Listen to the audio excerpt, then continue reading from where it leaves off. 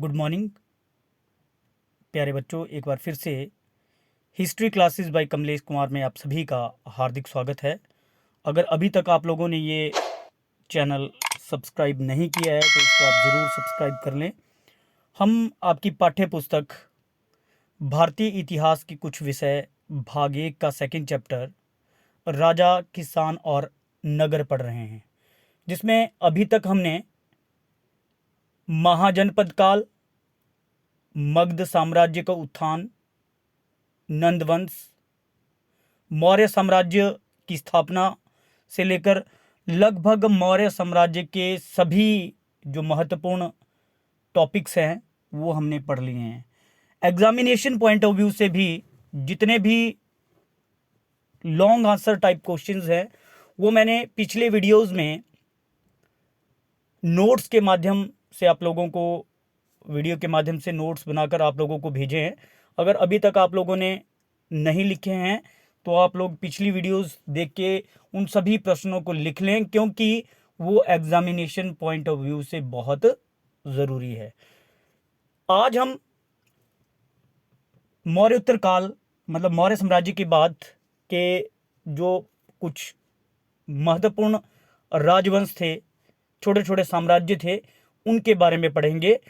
ये मौर्य साम्राज्य से के पतन के बाद और गुप्त साम्राज्य से पहले के ये राज्य थे जिन्होंने भारतीय इतिहास में बड़ी महत्वपूर्ण भूमिका निभाई है। तो सबसे पहले हम बात करेंगे शुंग वंश की। जब हम मौर्य साम्राज्य के पतन के कारण पढ़ रहे थे तो उसमें सबसे महत्वपूर्ण जो कारण हमने पढ़ा था, द लास्ट और तात्कालिक कारण जो था वो था मौर्य साम्राज्य के अंतिम सम्राट बृहद्रथ की हत्या। मौर्य साम्राज्य के अंतिम सम्राट बृहद्रथ की हत्या शुंग वंश के संस्थापक पुष्यमित्र शुंग ने की थी। पुष्यमित्र शुंग जो कि मौर्य साम्राज्य की सेना में सेनापति था और उसने अपने राजा की हत्या करके मौर्य साम्राज्य का पतन कर दिया और शुंग वंश की स्थापना की। तो शुंग वंश की स्थापना करके पुष्यमित्र शुंग उसका राजा बना। बृहद्रथ की हत्या उसने की, पुष्यमित्र शुंग सिंहासन पर बैठा और शुंग वंश की उसने स्थापना की। पुष्यमित्र शुंग को ब्राह्मण धर्म का समर्थक और बौद्ध धर्म का शत्रु माना जाता है। हमने डिटेल में पढ़ा है कि किस प्रकार से मौर्य शासकों ने, खासकर अशोक ने, बौद्ध धर्म को राज्य धर्म घोषित कर लिया था और बौद्ध धर्म के प्रचार में कोई कमी नहीं छोड़ी थी। लेकिन पुष्यमित्र शुंग जो कि हिंदू धर्म से रिलेटेड था, उसने बौद्ध धर्म को जो है वो जब वो राजा बना तो उसने अपने शासनकाल के दौरान बौद्ध धर्म की बहुत सारी गतिविधियों को उनके ऊपर अंकुश लगा दिया। उसने कई स्तूपों तथा विहारों का विनाश कर दिया। बौद्ध धर्म के महत्वपूर्ण ग्रंथ दिव्य विद्यावदान में लिखा है। दिव्य विद्यावदान जो कि बौद्ध धर्म का बहुत महत्वपूर्ण ग्रंथ है, उसमें लिखा गया है पुष्यमित्र शुंग के बारे में कि उसने घोषणा की थी कि जो भी व्यक्ति एक बौद्ध भिक्षु का सिर काट कर लाएगा या उसे मारेगा तो उसे 100 दिनार इनाम में दिए जाएंगे। तो इस प्रकार आप देख सकते हो कि किस प्रकार से पुष्यमित्र शुंग ने बौद्ध धर्म को दबाने के प्रयास किए। तो पुष्यमित्र शुंग ने 185 ईस्वी पूर्व से 145 ईस्वी पूर्व के बीच में शासन किया। उसके शासनकाल में हालांकि बहुत उसने कार्य किए, लेकिन ज़्यादातर जो प्रसिद्ध रहा है वो बौद्ध धर्म के गतिविधियों को अंकुश लगाने के लिए, और जैसा कि हमने पहले पढ़ा स्तूप और विहारों का उसने विनाश कर दिया। तो सिंपल एग्जामिनेशन में जो प्रश्न आता कि पुष्यमित्र शुंग कौन था, तो पुष्यमित्र शुंग शुंग वंश का संस्थापक था। उसने मौर्य साम्राज्य के अंतिम सम्राट बृहद्रथ की हत्या करके उसने शुंग वंश की स्थापना की। अगला प्रश्न, मौर्य साम्राज्य के अंतिम शासक बृहद्रथ की हत्या किसने की, तो बिल्कुल सही आप समझ गए हैं, पुष्यमित्र शुंग ने। ये प्रश्न शॉर्ट आंसर टाइप में भी आता है, कई बार 2 नंबर में पूछ लिया जाता है, कई बार 3 नंबर में पूछ लिया जाता है। तो आपने इसके नोट्स जो है बना के लिख लेने।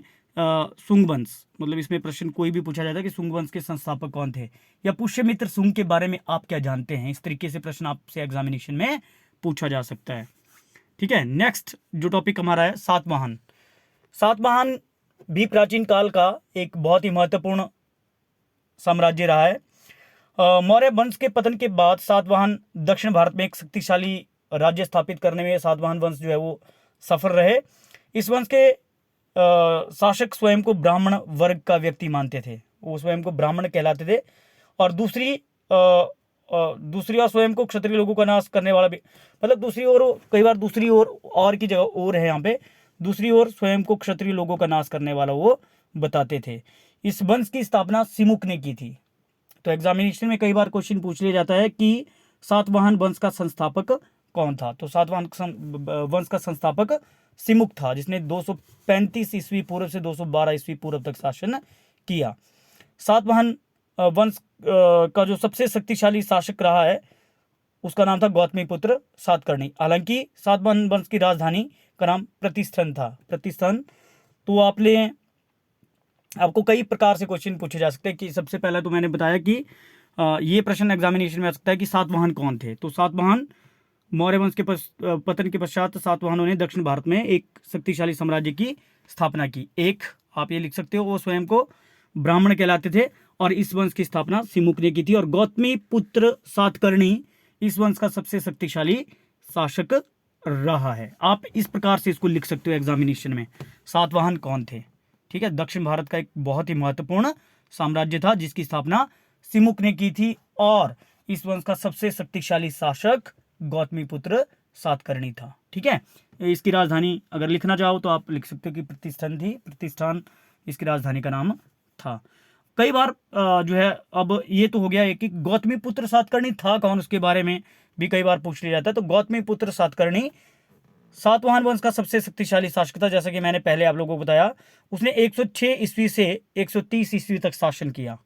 उसके शासनकाल के बारे में नासिक अभिलेख जो नासिक से प्राप्त हुआ है उसमें महत्वपूर्ण जानकारी प्राप्त होती है। उसने शक, यवन और मध्य भारत, दक्षिण भारत के कई राजाओं को पराजित किया। He was one of the great king.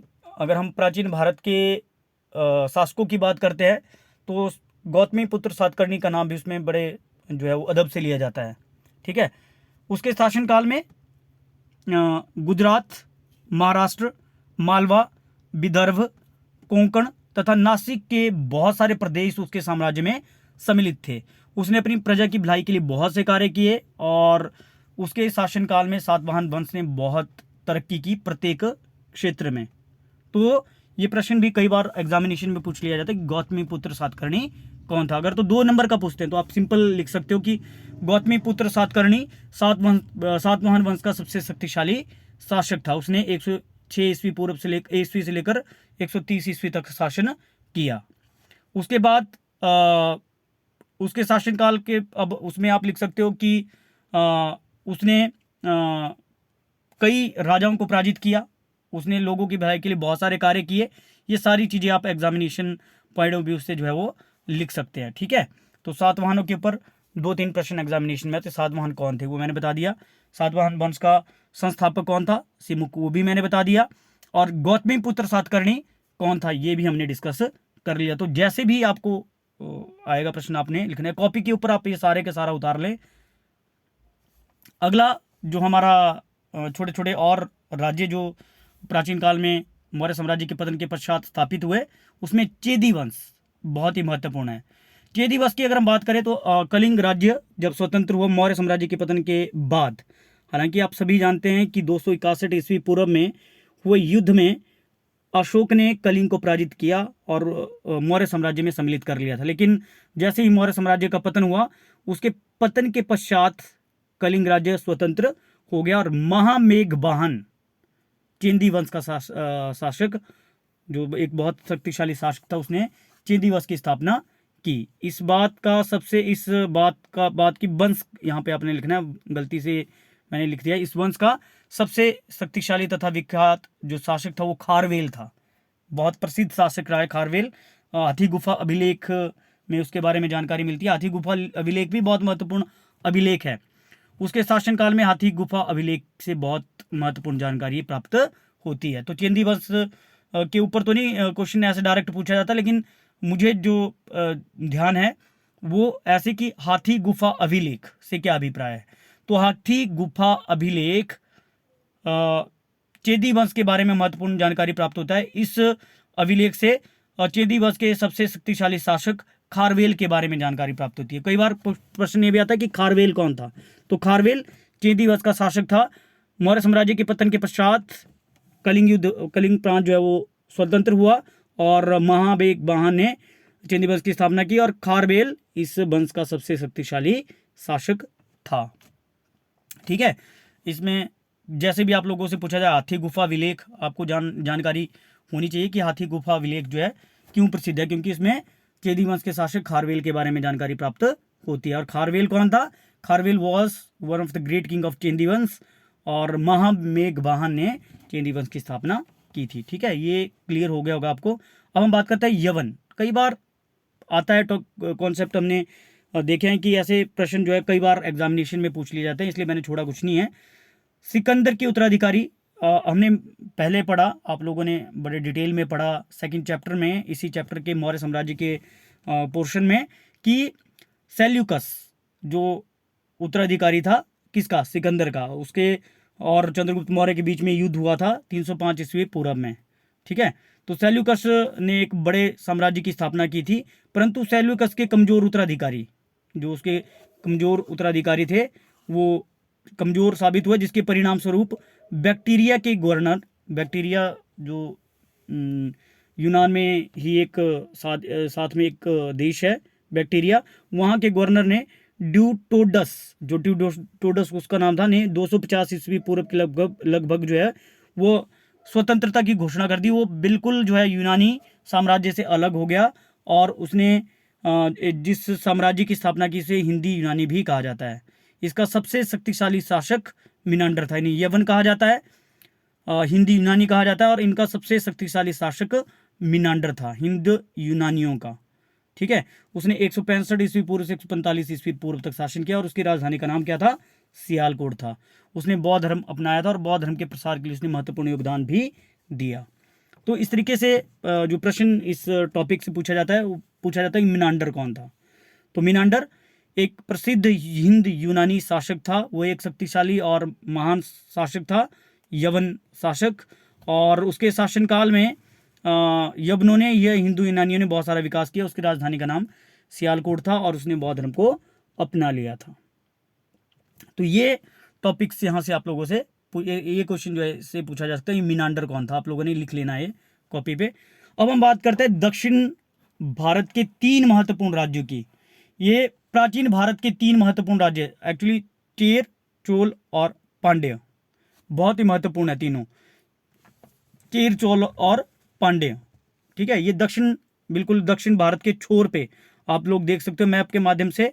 सबसे नीचे जहाँ पे तमिलनाडु आज की डेट में, वहाँ पे पांड्य, और जहाँ पे केरला वाला इलाका है वो चेर, और तमिलनाडु से ऊपर वाला जो इलाका है वो चोल, तमिलनाडु के साथ में चोल। तो चेर, चोल और पांड्य, ये 3 महत्वपूर्ण राज्य थे दक्षिण भारत के। साम्राज्य बोल सकते हो, राज्य बोल सकते हो। सबसे पहले हम बात करते हैं चेर राज्य की। चेर दक्षिण भारत का एक महत्वपूर्ण राज्य था।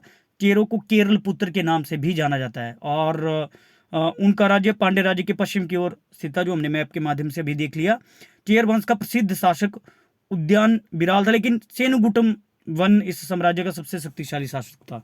सेनुगुटु वन, कई बार क्वेश्चन एग्जामिनेशन में आता है कि सेनुगुटु वन किस राज्य का शासक था, साम्राज्य का शासक था। चेर वंश का शक्तिशाली शासक था सेनुगुटु वन। ठीक है, उसके बाद हम बात करते हैं चोल। दक्षिण भारत का एक प्रसिद्ध राज्य था। चोल राज्य की राजधानी उरैयूर थी, उरैयूर। और करिकाल, करिकाल के ऊपर क्वेश्चन कई बार एग्जामिनेशन में, करिकाल कौन था? तो करिकाल चोल वंश का प्रसिद्ध शासक था, उसकी राजधानी का नाम उरैयूर था, और उसके शासनकाल में चोल साम्राज्य ने बहुत उन्नति की थी। तो चेर, चोल और अबाया पांड्य, दक्षिण भारत का एक प्रसिद्ध और प्राचीन राज्य, इसकी राजधानी का नाम मदुरई था, आप लोगों ने सुना होगा। नेदु जेलियन इसका सबसे शक्तिशाली शासक था, और पांड्य राज्य की जो राजधानी थी मदुरई, वहाँ पे 3 संगम हुए हैं अलग अलग समय में, 3 संगम, जिसे संगम साहित्य के नाम से भी जाना जाता है, जिसके बारे में हम इसी चैप्टर में एक छोटा सा कॉन्सेप्ट लास्ट में पढ़ाऊंगा, क्योंकि एग्जामिनेशन में प्रश्न आता है कि संगम साहित्य से क्या अभिप्राय है। तो दक्षिण भारत में तमिल कवियों के सम्मेलन को संगम कहा जाता है, और जो उन्होंने साहित्य लिखा उसे संगम साहित्य के नाम से जाना जाता है, जिसको हम आगे जो है वो डिटेल में पढ़ेंगे। डिटेल में तो नहीं पढ़ेंगे, छोटा सा प्रश्न आता है इसलिए ज़्यादा टाइम उसमें नहीं लगाएंगे, सिर्फ जो काम की बातें वही करेंगे। तो उम्मीद है कि आप लोगों को ये भी समझ आ गया होगा। तो आज के लिए बस इतने ही टॉपिक्स हमने किए। चेल, चोल और पांडे, ये आप लोगों ने लिख भी लेना कॉपी पे। अगर प्रश्न लिखना है तो चेर कौन थे, चोल कौन थे, पांडे कौन थे, ठीक है, इस तरीके से लिख लेना है। यवनों के बारे में आप क्या जानते हैं, या फिर ऐसा नहीं लिखना है तो ऐसा लिखना है हिंद यूनानी कौन थे, प्रश्न हिंद यूनानी कौन थे। इस तरीके से प्रश्न एग्जामिनेशन में आता है। कॉपीज पे अगर आप लिखना चाहते हैं नोट्स, तो बड़े अच्छी तरीके से आप नोट्स के रूप में इसको लिख सकते हैं कि हिंद यूनानी कौन थे। देखो बच्चों, मैंने बिल्कुल कोशिश ये की है कि एग्जामिनेशन पॉइंट ऑफ व्यू से जो आप लोगों को ज़्यादा फायदा हो वैसे ये नोट्स बनाए हों। अगर आप लोग वीडियोस को ध्यान से देखोगे तो हिंद यूनानी कौन थे, ये प्रश्न एग्जामिनेशन में, मिनांडर कौन था, ये प्रश्न एग्जामिनेशन में आता है। तो आप हिंद यूनानी लिखोगे तो उसमें अपने आप ही मिनांडर आ जाएगा, जो आपको समझ आ जाएगा। तो चेदीवस से क्या अभिप्राय है, इस तरीके से प्रश्न लिख सकते हो। या खारवेल कौन था, वो भी आप लिख सकते हो। उससे पहले सातवाहन कौन थे, ये हमने लिख लिया कि सातवाहन कौन थे। चाहे 3 नंबर में भी आएगा तभी इनफ है, मोर देन इनफ है, 3 नंबर में भी काफ़ी हो जाएगा आपको। गौतमी पुत्र सातकर्णी कौन था, ये भी 3 नंबर में अगर आता है तो ये भी आपके लिए काफ़ी है। और लास्ट सुंग कौन थे, या पुष्य मित्र सुंग कौन था। जैसे भी आप लोगों ने लिखना होगा, आप इसको अपने सूलियत के हिसाब से सही तरीके से लिख सकते हैं, ठीक है। तो सुंग वंश, सातवाहन, चेंदी वंश, दक्षिण भारत के राज्य, और पांड्य, चेर, चोर और पांड्य के बारे में हम पढ़ रहे हैं। तो उम्मीद है कि आप लोगों को ये वीडियो पसंद आई होगी। अगर पसंद आई है तो आप चैनल को सब्सक्राइब करें और इसके नोट्स आप जरूर लिख लें। Thank you and have a nice day.